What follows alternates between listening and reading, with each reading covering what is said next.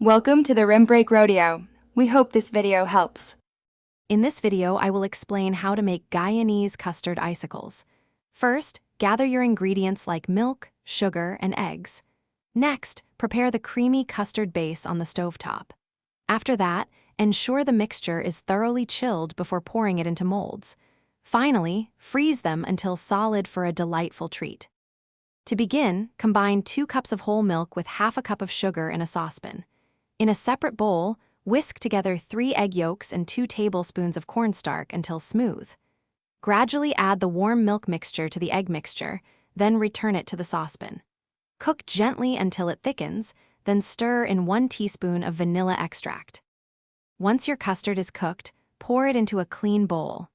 It's important to cover the surface directly with plastic wrap to prevent a skin from forming as it cools. Place the bowl in the refrigerator for at least 2 hours or until the custard is completely cold. You can stir in additional flavorings like a pinch of nutmeg if you wish. Now for the fun part. Pour the thoroughly chilled custard into your chosen icicle molds. Make sure to insert a stick into each mold before placing them in the freezer.